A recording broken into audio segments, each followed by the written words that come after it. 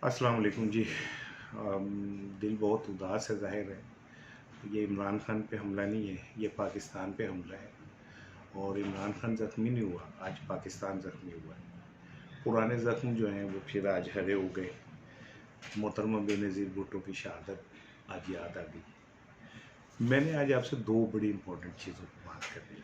एक ये कि इमरान खान पे हमला कौन कर सकता है, क्या इस्टेब्लिशमेंट कर सकती है, और इमरान खान पे हमला क्यों किया गया है। देखिए, मैं पहले थोड़ा सा आपको बैकग्राउंड रेट की बात का समझाना चाहता हूँ।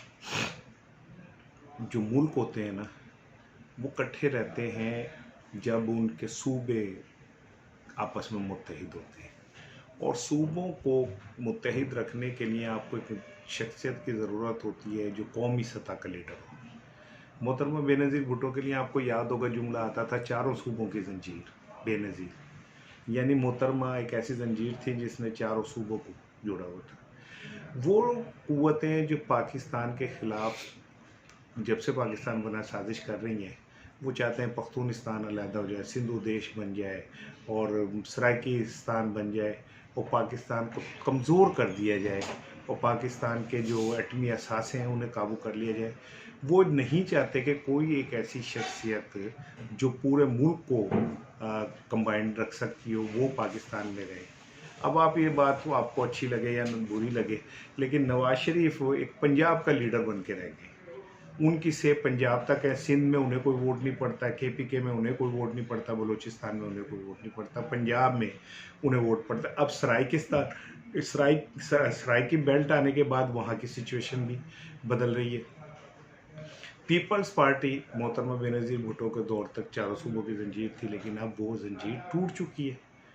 इमरान खान की शक्ल में पाकिस्तान को एक लीडर मिला जो चारों सूबों में बैक वक्त पॉपुलर है। और आज जो इमरान खान पे मोहतरमा बेनज़ीर भुट्टो शहीद के अंदाज का हमला हुआ है, उसने एक बात मैं आपको बता दूं, जो भी कुव्वतें हैं वो ये चाहती हैं कि पाकिस्तान किसी तरह श्रीलंका के तरह हो जाए। 40 बिलियन हमने दुनिया का वापस करना है। जब हमारे अंदर अनारकी बढ़ेगी, हंगामे, लड़ाइयाँ, तो अमेरिका जो बात उसके अंदर पेट में यूरोप के भी है कि हम अपने इन पाकिस्तान के एटमी असासों को किसी तरह काबू करें, उन्हें मौका मिलेगा। फिफ्थ जनरेशन वार जो है, हाइब्रिड वार भी, वो यही है कि अमेरिका जिस मुल्क को कमज़ोर करना चाहता होता है उसमें फ़ौज को और अवाम को आमने सामने खड़े कर देता है। ये जो कुछ भी हो रहा है, जिस अंदाज में हो रहा है, ये एक भयानक साजिश है पाकिस्तान के अंदर अवाम को इदारों के ख़िलाफ़ खड़ा करने की। अनफॉर्चुनेटली इसमें हमारे अंदर से जो लोग हैं वो भी ज़ाहिर है, टूल तो उनके पास होते ही हैं। तो ये सारा कुछ जो हो रहा है, ये पाकिस्तान में सियासी एनार्की, एक खाना जंगी की सी कैफियत पैदा करने की कोशिश हो रही है। वो तो खुदा का शुक्र है कि इमरान खान आज अल्लाह ने उन्हें ज़िंदगी दी, अल्लाह ताला ने उन्हें अपनी हिफ्ज़ व अमान में रखा।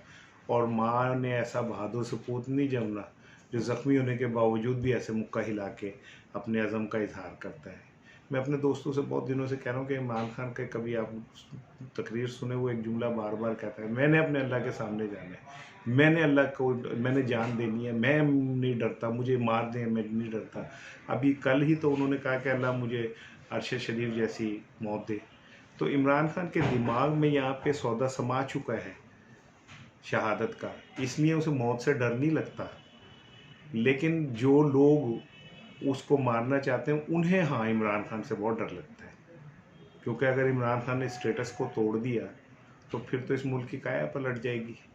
फिर इस मुल्क के वसाइल के ऊपर जो बैठे हुए हैं, जो गिद्धों की तरह इस मुल्क को निचोड़ रहे हैं, नोच रहे हैं, भंबोड़ रहे हैं, उनको फिर कहाँ मौका मिलेगा। फिर तो आपका बच्चा भी एक आला तालीम हासिल कर सकेगा, आपको भी एक आला तरीन हॉस्पिटल में इलाज की मिलेगी।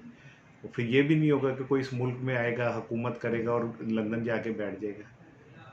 ये मुल्क है या किसी की ज़र खरीद जायदाद है जिसमें जो बंदा चाहेगा वो इक़्तिदार में बैठेगा, नहीं तो वो मुल्क के बाहर चले जाएगा।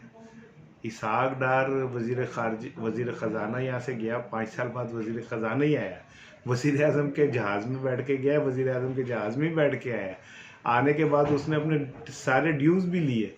तो क्या ये मुल्क ताकतवर और जागीरदारों की लौंडी है और इसमें जो भी आवाज़ बुलंद करेगा उसे मार दिया जाएगा? इमरान खान को अल्लाह ने ज़िंदगी देनी थी, उसके ऊपर अल्लाह की रहमत है और जिस पर अल्लाह की रहमत हो उसे कोई कुछ नहीं कह सकता। लेकिन ये मुल्क को तबाह करने की और मुल्क के अंदर खाना जंगी करने की एक साजिश है और इसमें पाकिस्तानियों को और पाकिस्तान के ज़िम्मेदार लोगों को होश के नाखून लेने होंगे। अस्सलाम वालेकुम।